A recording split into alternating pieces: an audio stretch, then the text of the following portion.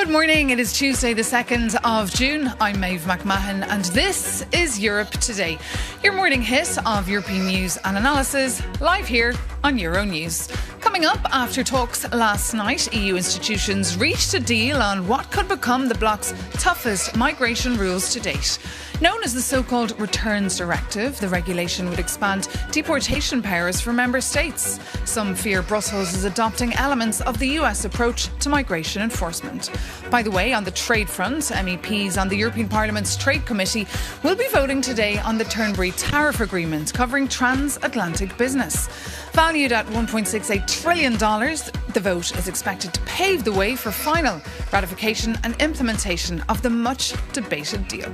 And after 2 months of haggling, Mette Frederiksen will soon return as the Danish Prime Minister for her third term. Her four-party centre-left coalition consists of her Social Democrats, the Moderates, the Green Left and the Social Liberals. The government's priorities will be presented today, while ministers will be named tomorrow. Plus, the EU has condemned what it describes as Russian pressure on Armenia ahead of parliamentary elections taking place this Sunday. Brussels pushed back after Moscow suggested Yerevan should hold an immediate referendum to leave the Russian-led Eurasian Economic Union. But first, Iran has suspended peace talks with the US until Israeli operations in Lebanon come to an end.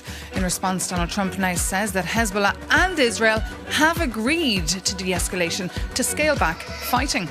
Oil prices had surged just yesterday by more than $3 a barrel. Now, shortly we'll cross live to Lebanon, which was drawn into the conflict in early March when Hezbollah began launching rockets into Israel. But first, let's get the latest from Euronews' regional correspondent, Jane Witherspoon. Jane, good morning. Just tell us, what is the latest? Bring us up to speed. Good morning. This really is a tale of two sides, with each saying completely different things. President Trump said yesterday he couldn't care less whether the peace deal talks with Iran continue or whether they fail.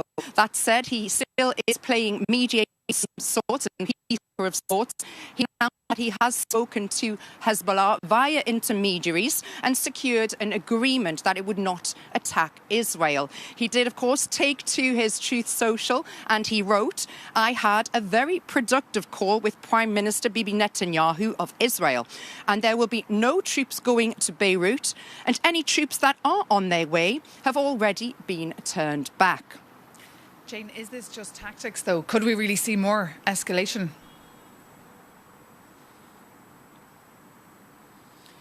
Well, who knows? Every day we wake up to different news. Iran, meanwhile, have said that it has suspended all indirect talks with the US and announced that it would pursue complete closure of the Strait of Hormuz, accused Israel of continuing crimes in Lebanon and stating that a ceasefire on one front in general. Iran foreign spokesperson. And just, Jane, if I may, what impact is this all this uncertainty having on business? Well, if you can imagine, all prices continue to surge. OK, and apologies to our viewers there. We're having some technical difficulties hearing there from our correspondent. That was, of course, Jane Witherspoon reporting live there from Dubai. And now for the view from Lebanon, we can head to Beirut and speak to the Lebanese MP and former Deputy Prime Minister Ghassan Hasbani. Good morning. Welcome to the programme. Thank you so much for joining us. Good morning. So look, President Trump has said now he's had a severe call with Israel's Netanyahu, and now he says no Israeli troops can go into Beirut. Have you any faith, though, in this phone call? Well, the situation is actually more complicated than this. The Israelis had threatened to target the suburbs of Beirut, the stronghold of Hezbollah headquarters, if Hezbollah continued to target Israel's towns and settlements in the north. And that was basically the condition that after calls between the Lebanese authorities and the United States administration, we ended up with effectively averting the suburbs of Beirut such an attack and the de-escalation of the conflict, with the promise from Hezbollah that they would cease the targeting of the Israeli towns. Yet this has not been really cemented and clarified as how it will be implemented. and whether it will hold for a long time. This morning, it has been quieter than the last few days, of course, but it is unclear whether the Israelis will continue their operations in the south of Lebanon on the ground against Hezbollah, or whether they will simply cease all operations based on this U.S. request to clear the way for the Lebanese-Israeli discussions in Washington. And that's the big concern. Is a real ceasefire actually taking shape? Because we're seeing clashes still ongoing despite all those announcements, and also 2 Israeli soldiers killed just by Hezbollah. Yes, indeed. I think the impression here on the ground is that the ceasefire would probably be limited to not targeting the Beirut suburb, if it holds. But the operations on the ground in the south seem to be continuing against Hezbollah, who incidentally was the one who restarted this confrontation by sending rockets to Israel upon the assassination of the Khamenei. And what about the Israelis? Do you trust the Israelis to stop the killings? We haven't heard now from Netanyahu after that phone call last night with President Trump. I don't trust any side to stop anything, because Hezbollah is an Iranian faction on Lebanese territory. Their actions are being largely dictated by the war that's ongoing today, and they are effectively a militarized force outside the Lebanese government control on the Eastern Mediterranean, controlled by Iran. And they are at war with Israel. So it's not the Lebanese state that's at war with Israel at this point. And effectively, what the Lebanese state is trying is to de-escalate and avert or avoid further destruction in Lebanon in a war that is not for Lebanon to be part of anyway. And describe now the situation on the ground in Lebanon. It got from bad to worse recently. Indeed, it got worse, and we had effectively a cessation of hostilities for about 15 months before it restarted in March, as I said, as Hezbollah restarted targeting Israel. It was essentially a fragile ceasefire on the premise that Hezbollah would be fully dismantled by the Lebanese government. This was happening, but at a much slower pace than expected, given the limited capabilities available at with the Lebanese armed forces. But the war in Iran triggered a new attack from Hezbollah towards Israel, which led to a further escalation that we are seeing right now. So it's very difficult to tell how this will end, but it is very important to know that the Lebanese government has announced Hezbollah to be an illegal entity, the military activities of Hezbollah to be completely illegal.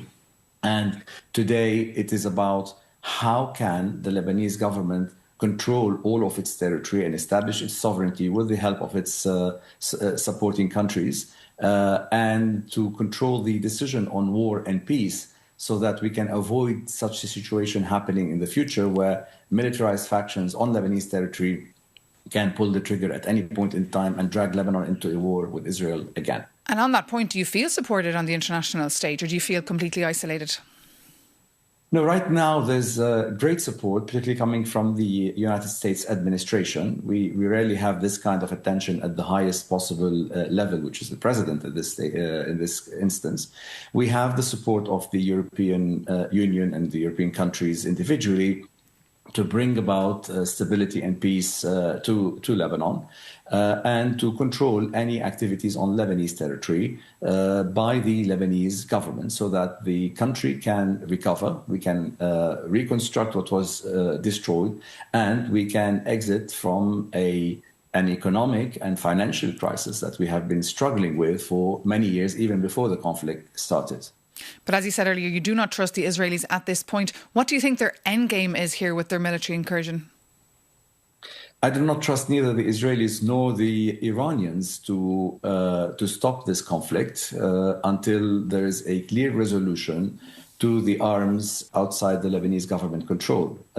Effectively, Lebanon for more than 70 years has been struggling with this, struggling with militarized factions on its territory outside the Lebanese government control, launching attacks on Israel, and Israel retaliating and invading, then withdrawing, then invading again. So this has been an ongoing situation for many, many years that Lebanon cannot sustain.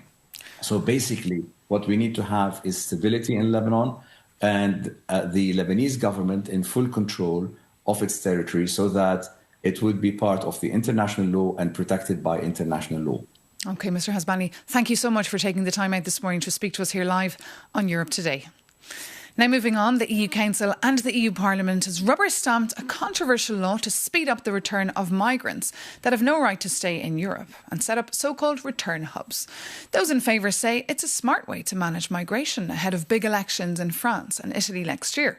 But critics warn of a xenophobic twist in EU affairs. For more on this deal, we're joined here in the studio by our very own Stefan Krobe. Stefan, quite a shift to the right here. This would have been a major taboo 10 years ago. Yeah, absolutely, Maeve. I mean, the whole discussion about return hubs shows you just how far the EU has moved towards a tougher approach on migration. Remember, 10 years ago, during the migration crisis, Europe opened its doors to more than 1 million asylum seekers. And what happened? Migration became Europe's most polarizing political issue, and the populist backlash never really ended. That's why we've seen right-wing parties surging across the continent, campaigning on promises to cut migration and to tighten borders. Those parties exploited the fact that the EU had struggled with a very simple problem, and that is that thousands of migrants whose asylum applications were rejected stayed in Europe anyway. Governments complained that deportations were too slow, too complicated, too bureaucratic, or even impossible. Now Brussels wants a long-lasting solution, the return hubs.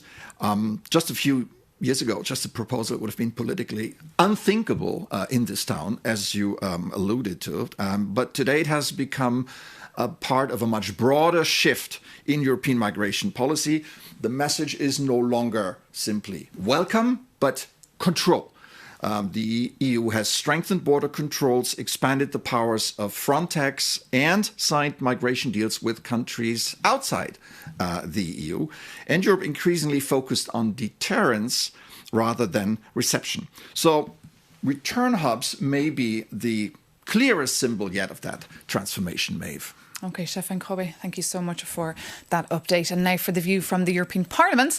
Coming up, we'll be joined by Charlie Weimers, the Swedish member of the European Parliament from the right-wing Swedish Democrats, the Vice President of the European Conservative and Reformists, who's been working on this file inside the European Parliament. The Parliament, of course, will have to greenlight this file and also EU countries, but it could enter into force as soon as next month. Good morning, sir. Welcome to Europe Today. Good morning. Thanks for having me. So I know we've been debating this here in Brussels for months, but just remind our viewers what is in this deal, because some say the measures are rather draconian. Well, the EU has reached a landmark deal on the return regulation. That means, for instance, longer detention periods to prevent people from absconding, firm entry bans that carry real weight, and the legal framework for return hubs. So indeed, the era of deportations has begun. We're moving from words to actual enforcement of our laws and our borders. But this kind of language would not have been used here in Brussels 10 years ago. What has changed?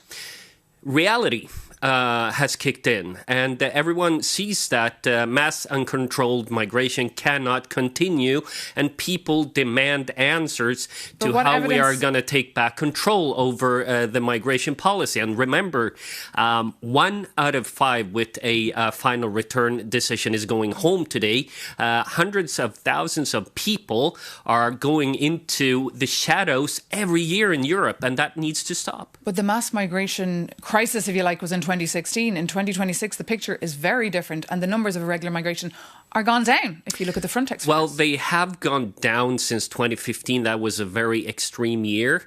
But the effects, the consequences of years of illegal migration are there. Just look at Paris this past weekend. People seize this, and they demand that the EU does something about border control, does something about returns. But why do you think this will fix the problem? Does migration not need an overall much more holistic approach? Well, we do have an holistic approach. For instance, we are stopping asylum shopping, people moving through a range of safe countries on their way to a destination in a rich country in Europe. Now we are focusing on helping people in their area. We're also looking at how to make countries take back their own citizens, something that has been one of the major obstacles to effective returns through the years. We are going to use trade, aid, visa policy to get those countries to take back their citizens. But the Greens, another party and NGOs, civil society, are not happy. The Greens have said this agreement legalises return hubs outside the EU. It gives a green light to the detention of minors and to lifetime entry bans without serious legal grounds. They say fundamental rights stand at the top of the hierarchy of norms, because the EU is meant to be a union of values. We hear this so much coming out of Brussels. A very important value of the European Union is rule of law. And if we're talking about human rights, that includes the right of Europeans to live in safe societies governed by the rule of law. And I wonder why the Greens won't accept the idea of, for instance, terror suspects getting lifetime entry bans. Why do the Greens want them in Europe? That's the question. That's a question for perhaps The Ring, our debating show here on Euronews. Mr. Weimers, thank you so much for being our guest this morning on Europe Today. And now, moving on, we can bring in another story now, which brings us to France, where allies there have detained a sanctioned Russian oil tanker in the Atlantic over the weekend. President Emmanuel Macron has said. For more on how ships are illegally transporting sanctioned Russian oil, here's our Jakob Yanis with the help of Jorge Librero. For most Europeans, it was just another quiet weekend. But out in the Atlantic, a high-stakes naval standoff was playing out. Last Sunday, French maritime forces operating alongside the UK intercepted a sanctioned Russian oil tanker named the Tiger, and its Russian captain flatly refused to comply with orders, forcing military teams to take control of the vessel. And yesterday, French President Emmanuel Macron declared it completely unacceptable for ships to bypass international sanctions and fund Russia's ongoing war. But hold on for a second. What actually is the Shadow Fleet, and how does it affect Europeans? Russia's infamous Shadow Fleet is a clandestine armada of tankers that Moscow has deployed to bypass international sanctions on oil sales, most notably the G7 price cap. And the Kremlin has spent billions to buy dilapidated ships of milky ownership that fall short of the premium insurance and as a result evade Western oversight. But insurance is just one of the ways that the Shadow Fleet uses to avoid global tracking. Take a look. These ghost vessels manipulate their registration, switch flags to jump from one jurisdiction to another, transmit falsified GPS data, or turn off their transponders to become invisible at sea. Finally, they rely on the oldest trick in the book, moving their oil cargo between ships to mask its true origin before it ever reaches port. And yes, the EU, through successive packages of sanctions, has blacklisted over 600 of these shadow vessels. But the years-long crackdown has turned into a frustrating game of a whack-a-mole, which simply means that the moment one ship is designated, another emerges from the dark. Which might seem like fun, but for Europeans, this is not just a financial game of cat and mouse. These vessels are in extremely poor condition, making them an environmental ticking clock for a catastrophic oil spill on European shores. Also, a tanker thought to be a part of the fleet has been caught in the Baltic Sea, dragging its anchor to damage critical undersea cables. And historically, global maritime laws were written to protect free trade under the premise of innocent passage. But, as you can see, there is nothing innocent in how Russia uses these rules as a shield to fund its war machine.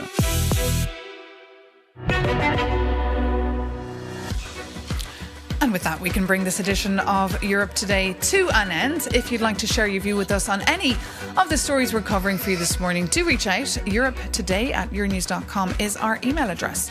Europe Today is also available to listen to as a podcast or read as a newsletter. So do sign up, subscribe and stay informed with us here on Euronews. But for now, bye from Brussels.